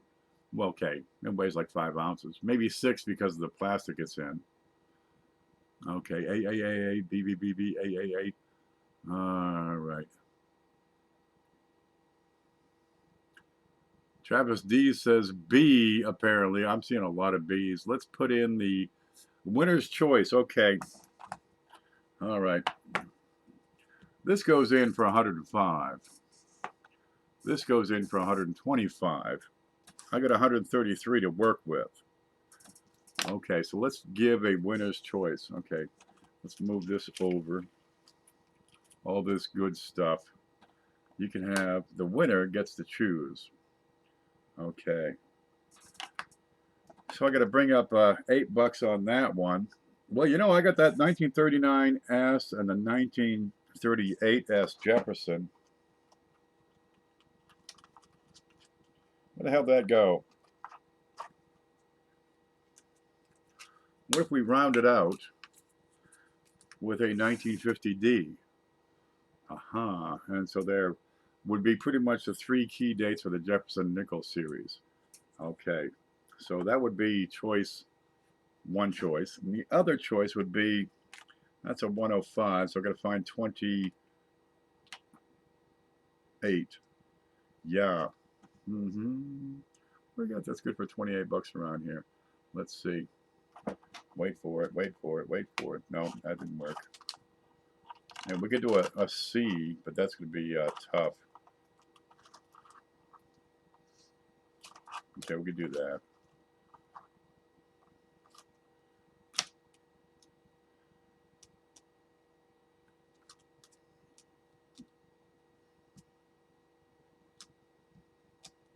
Yeah. And if I can reach these, it'd be a miracle. There. Okay. With this, we also get an 1883 V-nickel in XF. Let's see if we can see that. And that will be the no cents variety on an 1883. And, oh, here's a neat one. It's just a junky old penny. Let's see this junky old penny. What do you got here? No, it's an 1849 junky old penny. There you go. And it's pretty well worn, but it's good, honest wear. It's not screwed up. This is what we call a straight grade. All right, 1 cent. I'd give it very good for the condition here. A lot of the detail in the hair and on the coronet are getting quite weak. But it's a good straight up coin. And we'll throw in a pack of flips. So we got 50 brand new flips. All right, so we got a choice. And let's put these out here side by side. Unless another 125 comes in, then we can put them both in. Okay, so there. Plus, we've got, you ready? We got a Morgan dollar from Hoogie. Let's see if I can remember it without looking. 1879S. We've got a 3-cent nickel over here. We got a Linda Wallace necklace. Priceless. Here's a shiny nickel from Cindelicious. We got some channel stickers. We've got the blues coins over here. We got the 39S and 38S. You got that really slick old 1 penny from Great Britain from blues. We got channel stickers galore. Let's see. We got a 90% half dollar. We got some dimes. We got the little cross piece. Where'd that go? There's the piece. There's the penny. Lots and lots of BU pennies. I mean, just up the wazoo. What's this one? 70S. We got a proof Jefferson. We got a couple of copper rounds with coins thrown on top casually just to screw them up. That old Woody. Right. Roll of these. Kennedy half dollar. A little bat. Okay, Canadian dime. What's that? Another V-nickel. Couple of dimes. We got something for the trolls. The elongated cent. The British proof. Ooh, that pretty thing. I mean, it's a good looking coin. But it's got that scrape across the front. Well, there's, plus we got the CFA Field Guide. And we got the, copy of the Numismatic News, just for the hell of it. Well, that ain't too bad. And a choice. of either the Lexington with all the extras, or the 5-ounce silver round plus the 50D to round it out. Fair enough? We get a choice. I do that all the time when I'm watching 2 streams at once. Who else is on? Okay, and that'll round it out. Either way, it's going to round it out, and we'll be good. So if we got anything else, we'll just drop the hammer right now. Let's see. I wrote it down. Yep, there it is. We're going to do a little bit of trivia. How about that one? To give this stuff away. And this is going to be tricky. You might want to pull up Google right now and be ready to type in a question. And that might be your best way, because this one's going to be tricky. This one's going to be tough. Seeing this makes me remember how many I have to sort through and put in flips. Yeah, the flips are darn handy. I've got the darn things. I probably got about 300 available still. There's a case over there. I don't know what, maybe 2. I'm getting low. I've got to order more. If you would like to get some flips, I'm going to try to order some this week and see if we can get them in. So I need a count on how many to get. It's $8 per 100 plus shipping is the way it works. You hate trivia? Oh, this is easy. This is a piece of cake. Yep. Are you ready? I'm going to type go, and whoever gets the answer right first is going to win. They get a choice of what's on the card, right? The Lexington or the big. Let me look at the size of that thing. It's freaking huge. Where's that tape measure? Okay, this is 2 inches. There, that's 2 inches wide and 4 inches long. That's a big coin. That's over 3 inches across. 5 ounces of silver. Yup. We don't give away these too often. Okay. Here's the deal. In order to win, you have to be a U.S. citizen with a U.S. shipping address. You must be at least 18 years old. And I don't care if your parents say it's okay, because it's not okay with me. You must be 18 or older. When you guess once. If you guess more than once, even if one or more of your answers is correct, you're disqualified. I hate to say it, but that's too bad. It's been done before. Now this one, we're going to do a trivia. So you're going to have to match the name, the first name and the last name. And it has to be what shows up on this piece of paper, because I wrote it, but it's in my handwriting, so it's really hard to read anyway. But spelling is going to count. All right. Anything else we got to have? Oh, last week, who won last week? S-Mac won last week. I still have to ship it. And he was a first-time winner. So this week, anybody can win, unless you won in the past 90 days. Right? Because you have to go 90 days in between wins in order to win again. Is that all the rules I got? I think that's all the rules I got. Yeah, so let me type go. I'm going to give you the question.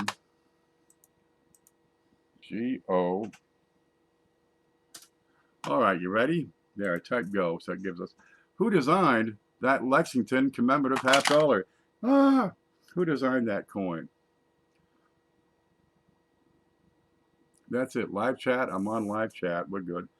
Who is the designer of the 1925 Lexington commemorative $50?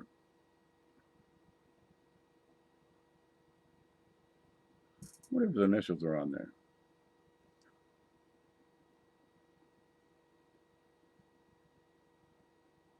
I'm going to pull the loop out on that one. Here's one. Safety dance.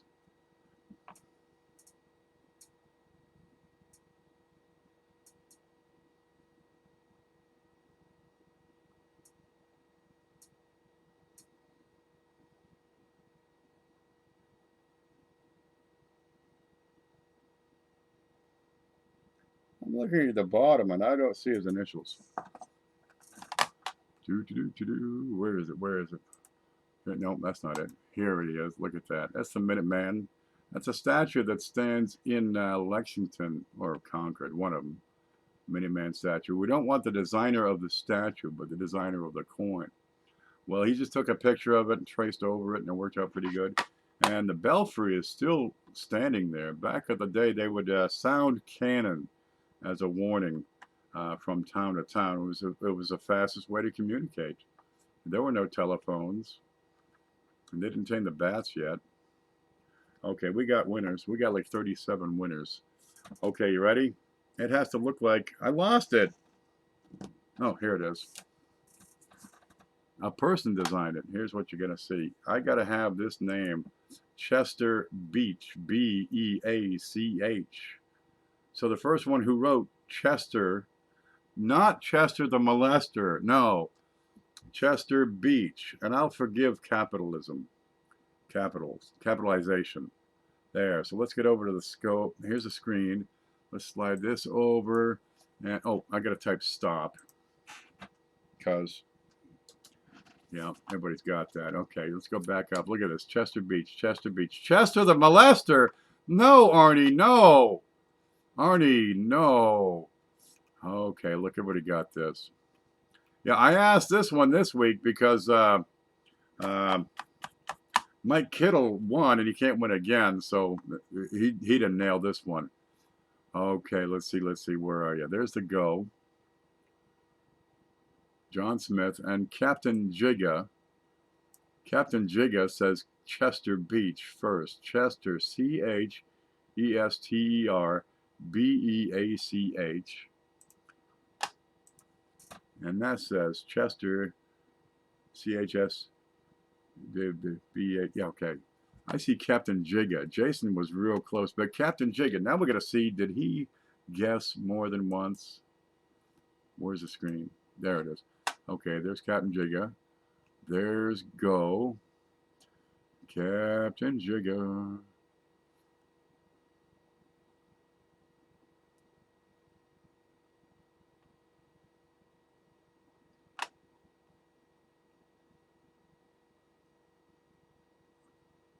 Whoop, see, it did that. It did the jumping thing.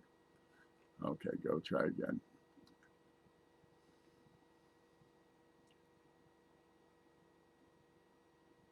There's stop. I see Captain Jigga. And the mods will, can you confirm that? Mantic says Captain Jigga was first. Somebody else says Captain was first. Wait a minute, stop, it jumped. Okay, Mantic says Captain. Claire says Captain. Arnie couldn't help himself. Hey, man, it happens. All right. Good going, Captain Jigga. All right, Jigga, here's another thing, right? I got this cup over here with just crap in it.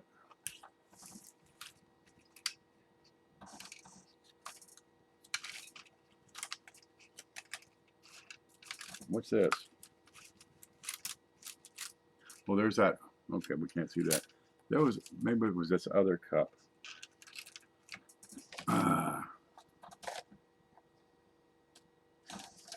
What's that? No. What's this? No.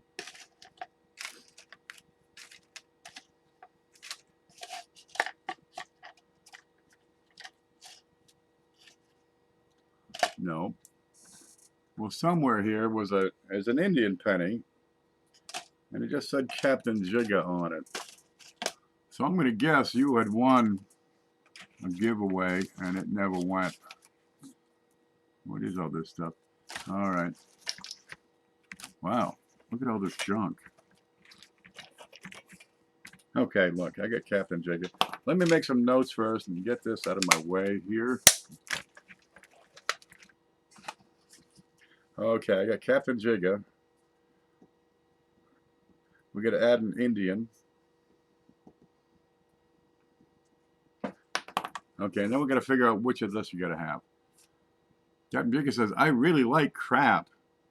Boy, are you in the right place. What crap would you rather have? The big fat crap or the small fancy crap? We got Flips and the Lexington and the large cent and the V-nickel, or the 50D Jefferson and the 5 ounces of silver. So we're going to figure out what you like there. Ken, can you please check your list to see when I won last? I wonder where my list is. Let's see. Coin spread. There it is. Big show.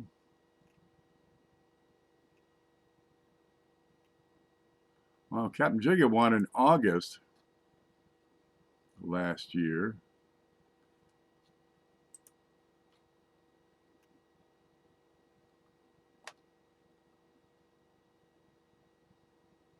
Any response from Captain Jigga yet? He probably already answered. Let's see. Let's see. California Greenhorns here. Where you been? Captain Jigga says thank you. I really like crap. Oh, that's just a cup with this other cups, I'm sure of it. And somewhere there's an Indian in there. Okay, so Jigga, we're gonna find out where your choice is.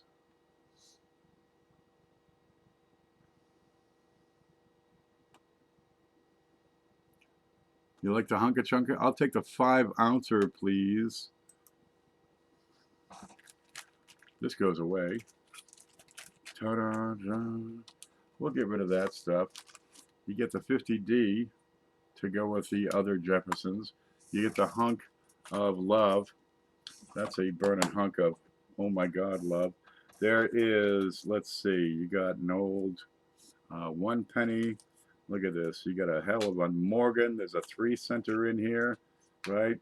Shiny quarters from Mantic. You got CFA's book. You got all kinds of BU pennies. I keep this. Look at this. All right. You got a couple of copper out. Look at this Woody. Can you see the color on that from afar? That is a heavy duty Woody from Coin and Card Hobbyist. There's the little. Oh, look what you got. From Jeff Stanley, you got the little bat. And now you got the big bat. Ta-da! Of course, now you got to get the P, the D, the S, all of it.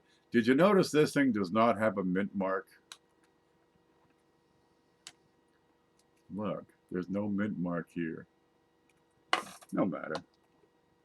Okay, you got a roll of wheat pennies. You got that one. Old Canadian. What's this one? Another V nickel. Okay. That little proof jobby from the British Islands. You got the proof with the scrape on his face from Trey. Let's see. What was this? Oh, look, you get a Linda Wallace necklace. Some dimes. $50 from Paula. CFA thingy. Yeah, there's some good stuff in here. 61, 61D. Yeah, and get some channel stickers. Slick. Did I win? Cindy, every time you show up, we all win. Did I win? You have to enter first. Okay, look. We'll try to get rid of this thing next week. Maybe we will, maybe we won't. But by God, we're going to try. Okay, we got Captain Jigga, the Indian scent. We got this. Oh, I forgot to do this. Okay, we're going to skip that because I can't. What's this bag? Oh, look here, some foreign coins. Because SJ sent all these foreign coins in. Okay, let's count this up real quick. 1, 2, 3, 4, 5, 6, 7, 8, 9, 10, 11. We have 11 donations came in. So, let's put in 11 of these foreign coins. Gross. Okay, ready? 1, 2, 3. That one's got a hole in it. 5, 4, 5, 6, little one. 7, 8, 9, 10, 11. Any of the same? That one's the same. Okay, put that one in. Okay, these are the same. Those are the worst ones. Next two. Okay, that's the same as this one. New penny. That's a new half penny. What's the dates on them? Because I can read these. 75, 71. I can't even see that one. And we'll put it back and grab another one. There we go. Is that the same as this one? No, that's 10 centavos. That's 20 somethings. 1, 2, 3, 4, 5. Oh, what's this? Ooh, ooh, that's one of those kiwis. It's a Singapore, 20 cents, and it's got a. Is it a marlin? Yeah, it's a fish. Okay, there. We got some Italian. There, we got some stuff from SJ for you. We need the E with the accent aigu. There. Well, that's not a bad little package. There. We got the CFA Field Guide. Yaha. You got CFA Propaganda. Where's the sticker? You got the CFA sticker. Yeah, that ain't too bad. This will work. And I'll get all these packed up in flips and sent out for you. I'm going to take this week and get out all the packages that I have to ship, and there's plenty of them, man. Oh, and we got a copy of the numismatic news in there for you. There's one page missing, but don't worry about that. Yeah, you wouldn't have read that anyway. Is that it? I think that's it. And in Indian. Okay, Cap Jigga, do you have my email address? Please send me your shipping address to my email address. And we'll get this junk out to you. If you like junk, you're going to love this. It just goes on and on. Thank you to all who donated. Check this out. We got donations from Jeff Stanley, Lauren O'Brien. That was last week. With 20 left over. Eddie James, Frank Waddell, Anonymous, Manta Coins, Anna Hutchinson, Blues Coins, Bill 457, Dave Carlisle, Jonathan Smelko. What's this say? Oh, okay. Let's get this. What's this? All right. Then we got all the people that sent stuff. I've gotten better with the little slips of paper. Okay. Silver Nitrate sent the dimes. We got Cheapskate sent, let's see, a dime, Canadian dime, and a Canadian penny. Is that right? Liston sent a roll of wheats. We got CFA with his field guide. Galaxy 471 sent some BU pennies and God knows what else. There's usually some stuff in there. See, SJ, we have that little note, the dongs. We got 200 dongs from SJ. You're going to find that one in the book, okay? We put 200 dongs in the book. And we got the foreign coins from SJ. From Hoogie, we have the Morgan dollar. That's a real peach. From Amanda, we had, let's see, was that the dime? And that freaking crazy-ass Woody. That 41D was from, there it is, that sick Woody was from Amanda. We got Jeff Stanley, and he did the little quarter. I actually got this from him too, but that was a side deal. Let's see. Little quarter. And something else, I'm sure. Was there a nickel? Yeah, that one. The 64 proof. From Paula, we have a $50. Huh? I made it rhyme. Okay. From Blues, we have the 38 and 39, both S's, plus a 70S. Bill J, we got a couple of pennies, and that was a Canadian dime. From Linda Wallace, we have the necklace.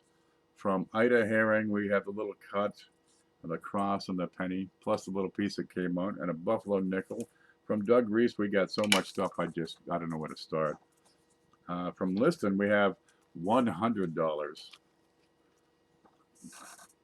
There's the $100. There's the propaganda. And there's 200 dongs. Yeah, we need more dongs on the show. Which way am I going? Okay, from Mantic, we got the 61 quarter. From, we did Liston. Okay, we're going this way. We thank Liston, we thank Mantic, D. Reese, Ida Herring. No, maybe I got some of these slips of paper from last week. I never cleaned the desk. Bill J. Okay, D. Reese, Liston, Mantic, Paula. Oh, the copper round was Paula too. From Cindy, we got a nickel and a penny. Trey Jones, we got a couple of small cents, and we have the proof silver Kennedy. And from D. Reese, for in case the trolls show up, where'd that go? Well, there's a dirty one in here. Guys, I'm going to thank you all the contributors of coins, all the contributors of cash. Of course, we want to thank Captain Jigga for being patient and winning. After, what was it, 8 months? Yeah. It's a bunch of... What'd you get last time, Captain Jigga? That was the big peach. Because here you got the 5 ounce. You got a 3 center here. Where'd that go? It's lost. There's a Morgan. Where'd that 3 center go? I thought was a pretty slick one. There it is. You got that 61D.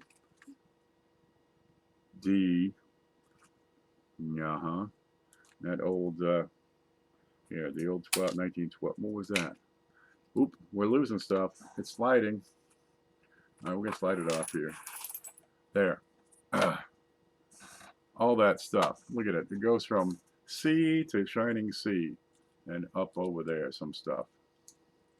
Yep. What was the big one you got last time? You got the CC copy half? That was you? Oh, man.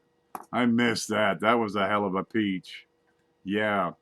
Over in Carson City, for those of you who missed it, Paula went to the Carson City Mint where they were restriking with the original press some modern copies of the seated Liberty half dollars in a proof version on silver planchets, and they were just freaking beautiful, numbered the whole bit. How many? The limited to 500, and the first 200 you get them signed by the guy who engraved the die, and they're beautiful. Those are just gorgeous. Manta got a couple, Paula got some. I got one for the big show, and Captain Jigga won that. Yeah, that's a peach. I don't know what the prices are doing, but I would expect that to hold and probably grow. That one will be a that'll be a centerpiece. But now look, you got all this other junk. Yep. Well, hopefully we'll get you some good stuff into your collection so you can develop your collection, right? Look, we got a whole bunch of the BU pennies, for example. That's a hell of a start if you're not doing BU pennies. But we have some better dates on the Jeffersons, which is really slick, and a little bit of everything else in there. Have you got a 3 center? Because you do now. Not exactly a copy. Well, it was, you can't, you had a say copy on it too, but it's real close to an exact copy. But that's an idea of what they may have looked like back in the day, and they're just brilliant nowadays, I tell you. What a haul. Gonna be fun for the captain. Have fun. Good night all. Be safe, be careful, take care, and stay healthy. Yeah, look, you got a roll of wheats, you gotta get through those. Yeah, there's a bunch of stuff here. Should do you good. Junk. That's right, Dave. All right. That's got it, guys. Okay, listen up. Thursday night, we got the Q&A. Whose channel is it this week? We'll figure it out. Yep. Then, let's see. What else is going on this week? I'm probably going to try to clean up the desk more because it's getting really, really bad. Gosh. Yeah, it's gonna at least hold its value for sure. It's a limited edition piece. It's a work for sure. You know, we got 5 of these. I got 5 of these, and then CFA sent one. So we'll be putting one of those in each big show for the next 5 episodes. That'll be a real peach. Yeah. Look, if you want to get into collecting and scratch that itch, the best way to do it is dive right in, but you got to take that step of learning. You got to do the homework, do the research, read the articles, get that magazine, get the books, read the blogs. I was born a rambling man. That's right. Silver is up to 15. It's going to fluctuate for a while. If we get back to work soon, It'll hold steady and probably go back up. If we don't go back to work soon, it'll probably spike. We'll find out. Well, there's 5 ounces, so that's a hell of a start. Jika says, you are a true blessing to the numismatic community, unlike so many of these profiting channels out there. Look, I got no problem making a profit, right? Well, this is what I was going to put in if we didn't quite make the numbers. Let's see if I can get all these over here. 1, 2, 3, 4, 5, 6, 7, 8, 9. Is that number 10? Yeah. If we didn't get, to the big numbers, I was going to put these in. I have a whole bunch of these brilliant uncirculated rolls. I picked up a bunch of them. And I see these on some channels going for insane values. Okay. I mean, they're getting 30, 40, 50 bucks for a roll. I got a 61D, 64, 65. There's a 61. There's a 60D small date. 60D, that'll be large date. 62, 59, a 60, and a 59. This is as they came into me. Have they been searched? I have found from this particular supplier, I've found great stuff in some of the rolls. I've actually gone through some of these, but I was going to put all of these in for 30 bucks. 1,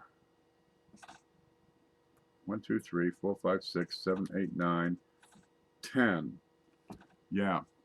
Some of these channels, they sell one roll for I don't know how they can sleep at night when they're doing that.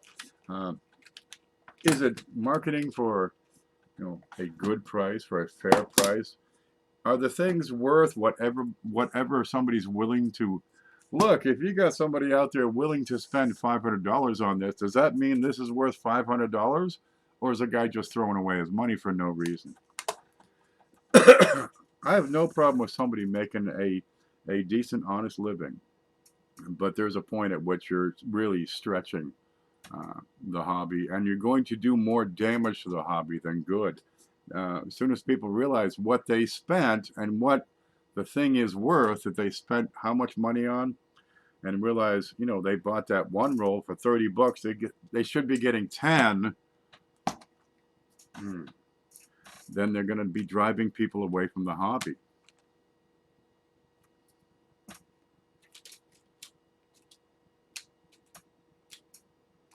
So I'm going to finish the show with that one. There we go. Let's see if we can see that. That's what I say to people who are gouging. It is the wrong way to treat people.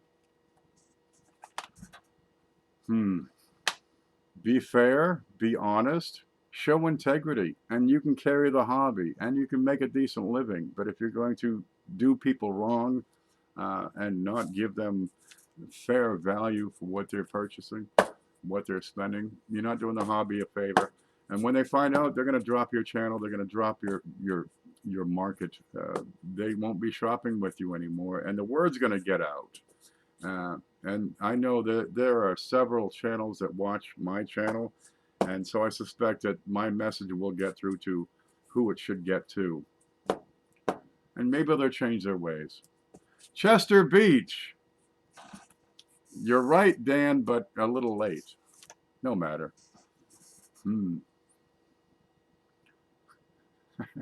Arnie, stop. Okay, guys, I'm going to take off. It's time for me to take a nap. Maybe I'll have some dinner first. I got to clean up the desk. I got to get this stuff out of here. I got to get several other packages out of here and get ready for whatever I'm doing next. Okay, guys. Jigga, congratulations once again. Hope you enjoy the stuff. I'm sure you will. And folks, you stay groovy and stay safe out there, okay? Oh, I got to click that other one. Where's that one? There it is. See you later.